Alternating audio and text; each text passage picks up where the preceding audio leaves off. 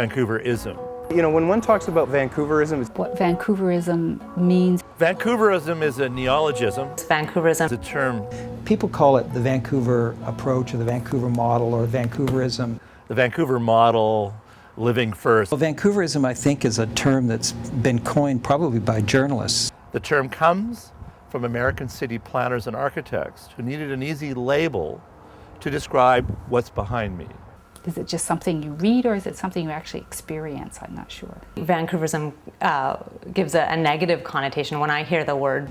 Some journalists have used it in a negative way. They've talked about it being a kind of a one cookie cutter approach to building high density development. High-rise, high-density housing is very much part of the mix. amenities, parks, school sites, waterfront walkway, The podium and tower, tower forms with podium. Tower on the podium. where we needed to have high densities, Most of the podia are in fact residential. but we also wanted street life and urbanism at the street. Using increased density to finance amenity. It's very developer driven. This is more than a development model. It's also about the social life of the city. Comfortable, Density. really designed to be very enticing for families with children. Because the neighborhood's about a lot more than housing. Influx of people. A different set of cultural values. Younger creative class. Asianization. High-rise living.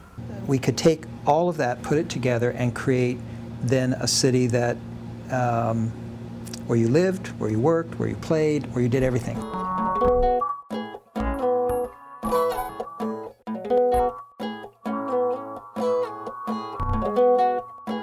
Vancouverism, like many ideas that start out well, can often come apart in the application or over-application. Perhaps the pendulum has swung too far, and perhaps we need to just double check that we're not being a victim of our own incredible success. And we have lost an opportunity to be the great metropolis we should. This is really the stakes that downtown Vancouver faces. Background of Vancouverism is that Vancouver always was one of the higher density Canadian cities. Limited land, an agricultural land reserve which keeps limits, and a tradition of building intensely. So we've had this kind of Asian influence, I think, that you can see very clearly here. If you want the simple formula, you take the tower from Hong Kong and then add it to the New York brownstone and you get Vancouver. We reintroduced this housing form, row houses, to really domesticate the street, to really bring life back to the street and deal with all those safety issues. Was if we could line the street with row houses. Basically, there was a kind of tidy city ethos that rolled out. We had a fight that many people don't take on. And the fight was to draw suburbanites by the tens of thousands back to live in a place which the whole culture tells them is a terrible place. Dangerous, it's unsafe, there's awful people down there. So you have to deliver some qualities of livability to them. It has to do with noise attenuation, it has to do with security, it has to do with privacy. And those things have to be there, and those affect the architecture as well. There are areas of downtown development that are very suburban. So on the one hand, it has this wonderful new park, but it's only residential other than parks. So that's very much a suburban model. Now this ethos is proving very, very attractive to the generation, my generation of boomers, who were born and raised and lived most of their lives in suburbs. Now they're empty nesters and they're coming to the city. Vancouver looks great. People who move downtown are people that wouldn't move into a downtown in other cities. I mean, my cousins who live in the suburbs, they're very scared of the downtown in Toronto. In the face of all of that, a cultural anti-urbanism, a tangible negative experience that people have of urbanism, then you see Vancouver.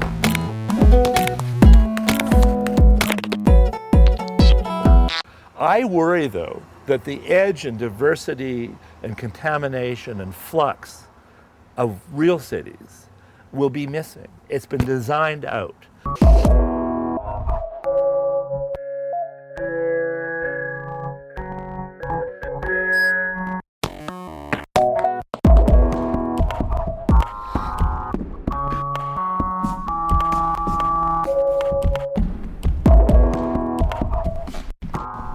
The irony is that when we were not drawing those tens of thousands of people to the city, instead, everyone was very critical that we were seeing a city built where suburbanization simply killed the environment and everything around it, and the inner cities were dead.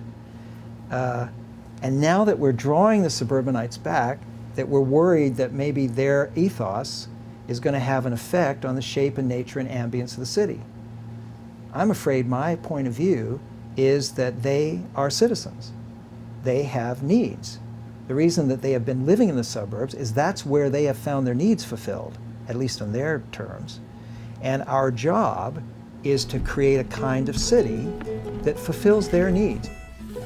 When we say Vancouver's so suburban it's not urban, we're maybe thinking, we have specific models in mind of what the urban is. We're a very conservative people. We want predictable outcomes. We want no surprises. A lot of the condos that are going up are one bedroom, very small condo units, sometimes 2 bedrooms, but even the 2 bedrooms are really designed for, an urban couple at best. There's no room for families. There's no room for change later on in the plan because the 1 bedroom 600 square foot or 500 square foot unit is what allows for the biggest revenue generating from kind of this construction, this type of development. The planning regime has got far too close to the development industry. They have converged and become the same thing. The dream of people living downtown Vancouver has happened, but it may be turning into a bit of a nightmare.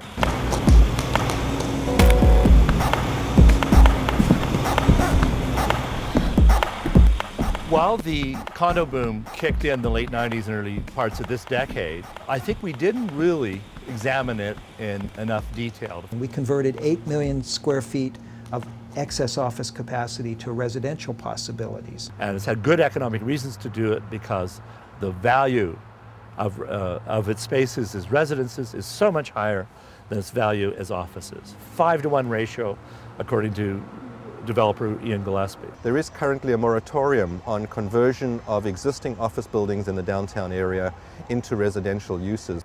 Living first was a great idea in its time. That now we have too much living and nothing else downtown. I don't think, in my view, that Vancouver's destiny is as a large corporate head office town. I think there's a different kind of a demand for office space and commercial space in this town. Smaller scale, incubator, entrepreneurial research and development. You have to think of Vancouver and its urban ideology, Vancouverism, in the global scene. As I've mentioned, they came from other countries. This is a confluence of ideas that have come from other places that have matured here. Now we're re-exporting those ideas elsewhere. I am traveling all over the world now talking about the Vancouver experience, and I'm one of hundreds of people here in Vancouver who are in one field or another exporting these ideas to other cities. Certainly some of the lessons I think are important and valuable lessons, and no doubt Vancouver's now held up as the kind of, I call it the poster child of urbanism in North America. And that's all well and good. And the new urbanists come here and they go gaga over Vancouver. So this form of development, which is very much tower forms with podiums and so forth, very much makes sense for a place like Vancouver. But it's not necessarily a model of high-density development that you necessarily should translate to every city. I worry that in the mania of downtown condo development, we have forgotten to make a diverse, complex, and truly socially balanced city, one that balances live with work and with a real variety of residents, not just 3 different niches of condo purchasers. We've let that stand for diversity now. We have to be more ambitious. We deserve better. Vancouver deserves better.